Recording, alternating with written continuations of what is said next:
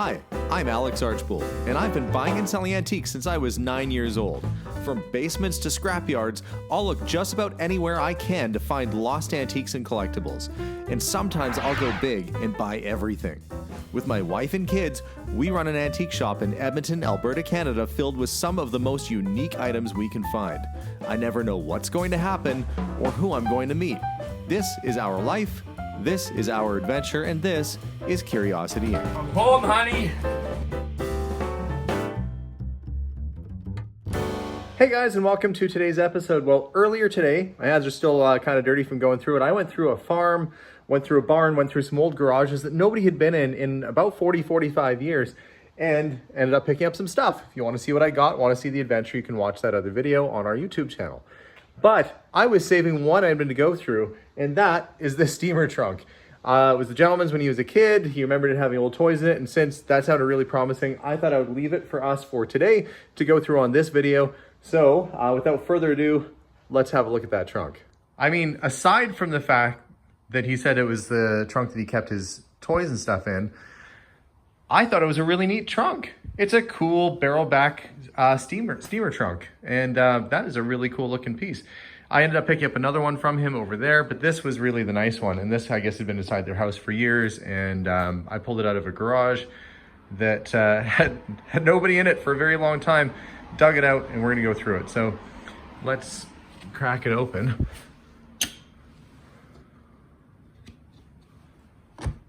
Eagle Lock Company. At least I don't need to have the skeleton key to open it up. Okay, let's give it a go. If it's empty, I'm gonna be disappointed. Oh, okay. Yeah. I am into old toy cars and stuff, so I'm gonna... Okay, I'm not gonna get too excited. I'm gonna look at that in a second. Let's look over on this side. Okay, gonna look on this side first. Ooh, it smells like old trunk in here. Well, that's kind of cool.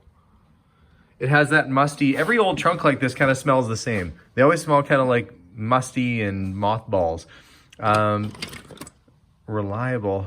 Looks like a good variety of toy cat. That can't be, that's not to scale. When bovines ruled the earth. But looks like the plastic dinosaurs and stuff. Some of these, if they're marks, can be pretty collectible. I don't know if any of these are, like the Roy Rogers sets. That looks like a bullet.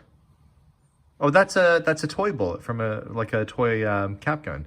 I believe that's what that is, because it doesn't have a center fire on it, but that's part of a toy gun. If I'm lucky, maybe I'll find a toy gun in here too. My dad used to have this type of stuff back in the 50s. I remember seeing these little plastic fences, and my mom infamously threw a whole bunch out because they had cows and stuff that were missing a leg. And for years later, my dad would joke and say, "Oh, what'd you do with my three-legged cows?" And my mom would say, "Donald, I don't want to hear anything more about it." Okay, well, that's just a bunch of...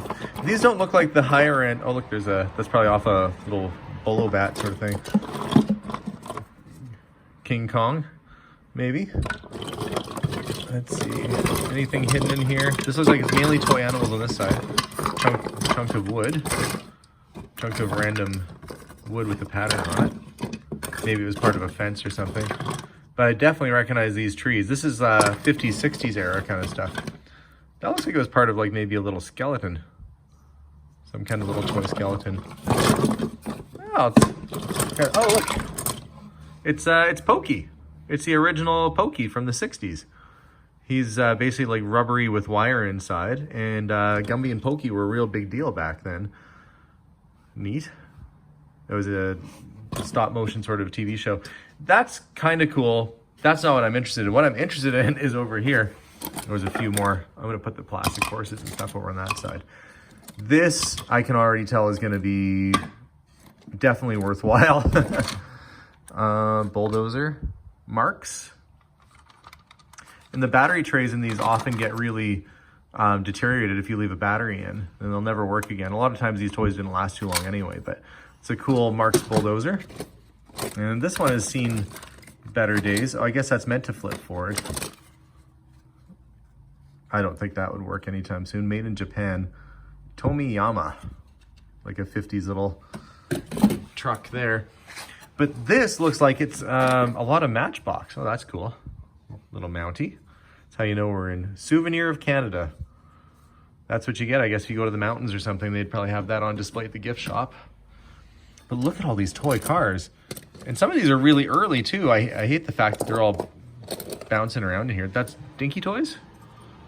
Yeah, that's a Dinky Toy airplane. That's a Corgi Ford Command Jeep. That would have been used for luggage, like at an airport. You put that down, it's a little conveyor. I think that's what that is to get, it's a conveyor system anyway. The rubber is kind of deteriorated. There's only a chunk of it left, but still. A nice little double-decker bus in here. And it's got the little person, the passenger. Route Master. Not in bad shape. And where are they headed? London Bridge. But look, okay, I don't know if you're familiar with these sort of toys, but old Corgi and Dinky and Matchbox. And when I say Dinky Toys, people think of Hot Wheels as being Dinky Toys. Dinky was an actual brand name. See, that's why people call it that, because it was a brand name, Dinky Toys. But they can be really, really collectible. There's a lot of collectors, especially for the small stuff. And when it's in that kind of condition, oh, look, could that be, maybe that's the truck for this. Pickford's. I'm gonna lay it out and see if maybe that's, I think that goes together. Let me see. Maybe there was a little bulldozer or something went on the back there. There we go. That's actually in pretty good shape. Hey, it's an ambulance. Ooh, there's a spider. Sorry, little guy. That should have a little door on the side that swings down. Oh, here's a fun one. That's the James Bond car right there. But he's been in battle. He's got a broken bumper. Wonder if it still works after all these years. Yep. Still works. That's a cool find. Little camper somewhere. Okay, this is the back off of a little, I think that's off of this, if I'm not mistaken. It's been a while since I've seen that, but I think that goes right there. And there should be a little vehicle that tows that.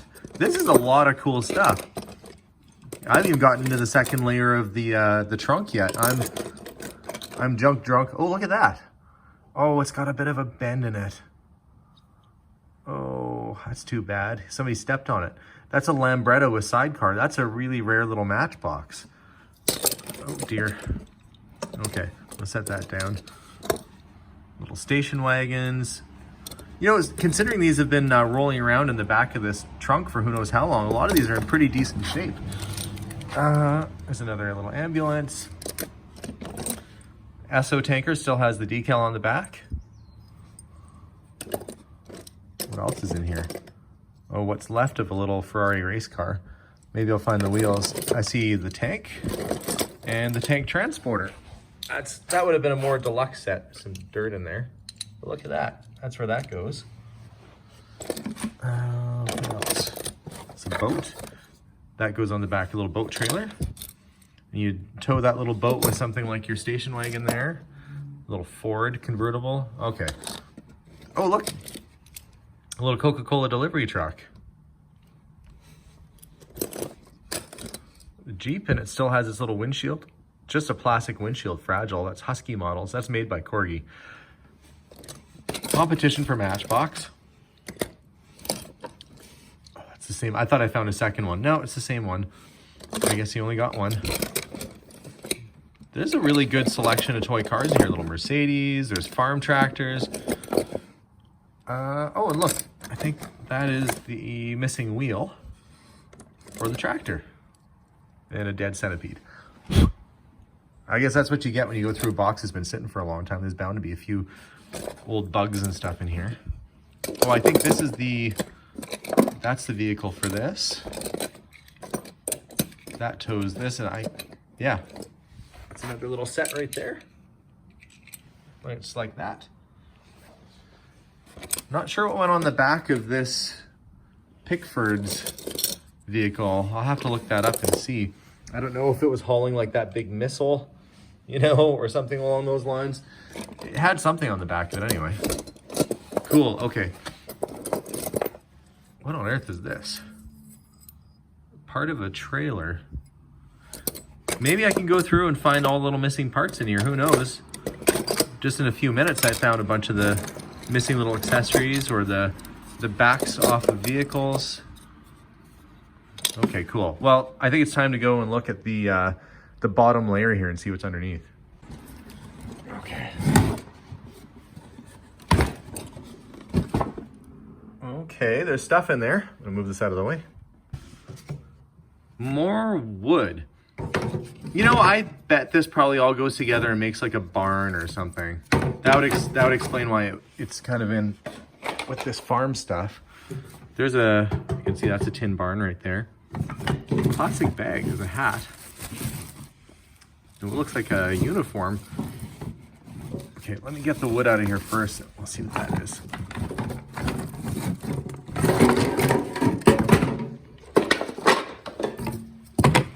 Let's see. Some old books. Oh, it stinks in here. Well, I mean, it smells like musty old trunk. Let's see. Bible. See if we can figure out what age it is. To me, this has the look of a late 1800s kind of Bible. I'm going to say like 1886 or somewhere around there. It's in German. That's where you put Kinder. That's where you write your kids. You're supposed to put in whose Bible it is, and then you put all your lineage in there, like a family tree. Many early Bibles were like family trees. This one, I don't think they ever did a whole lot with. They didn't write their information in. St. Louis, Missouri. So it's a German Bible published in America. Not sure the exact age of it, but you know, it's got 60s kind of bread tabs in here, so it couldn't have been that long ago that somebody was using that homemade cross as a bookmark, maybe in the 50s or 60s.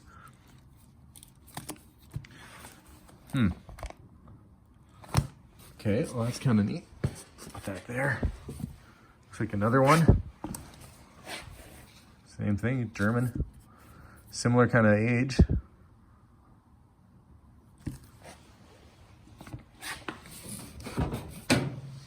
And a couple really old German children's books. Let's see. In the new, what's Welt? Can't remember. In de Neue means in the new. And then written by Ernst Evers. The First Rise and Other Assorted Stories, I think is what that says. That's got some age to it. This would be teens, 20s, I'm sure. Early little kids' books. Let's get this tin barn out and have a look at that.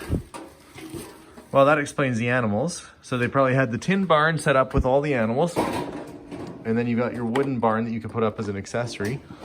Nice litho in there. Your usual stuff. Your cow looking out a window, pitchforks, fire extinguisher dangling on the wall. Milkers in the corner. You know, farm stuff. The nice thing about tin is that it's pretty easy to mend. That had a drop at some point. Just kind of bring that corner right back out again, like that. This looks like a military uniform, the Canadian. Principal cap, this would be 1940s, but CPO is, Canada Post Office, Canadian Post. That's a post office hat. And I think this uniform has another hat in here too. CP, Canada Post, it just doesn't have the badge on it. So those are two really early Canadian Post Office hats. And that must be, let's see, that's the whole outfit. It's a little dusty, but I think that's a complete, yeah, Canadian Post Office, CPO. So that's the hat for that. So that's your 1940s post office outfit. That's neat. And I think it's got the pants and everything in there too. I don't know if it has the belt. We'll see if maybe the name is written on the inside. Sometimes they do that. We'll have to give it a good brushing or a good cleaning. It's still even buttoned up proper, all nicely double-breasted. No name. Tip Top Tailors. They're still around, actually. That's cool. That's still in really good shape. Well, that's a fun trunk. I'm gonna have to take my time. I mean, the trunk itself is worth some good money as a trunk. It's a nice trunk. But then I got tons of cool Matchbox cars and Dinky and Corgi, and then all the farm animals. I guess I'll bundle those together with the barn. But that's a pretty good collection of stuff. I would say I'm pretty darn happy with what was inside of that trunk. Was not expecting the Canadian Post Office uniform. That's a really neat piece right there. Okay, well, I'm going to spend the rest of my afternoon playing with toy cars and getting them cleaned up and make sure there's no spiders on them before I take it into the shop. But always fun when you find an old trunk like that. Incidentally, the garage I got this from, there was several other trunks I couldn't quite get to because there's a car in the way, but I kind of made an offer on the car. So we'll see if that can come home. Maybe, who knows, what's in the trunk of the car? What's in the garage that I didn't get to? But a really good find, and I think definitely the best find by far is all the old toy cars in there and the post office uniform. Well, heck, the trunk's good too. That was just a really good trunk all the way around. That beats buying a storage locker, that's for sure. But anyway, guys, thanks for watching this video. It was super fun to go through, and I'm going to be playing with toys now. So have a good night. Check out our channel if you haven't subscribed already. Make sure to hit that subscribe button, and we'll see you guys soon. Bye for now.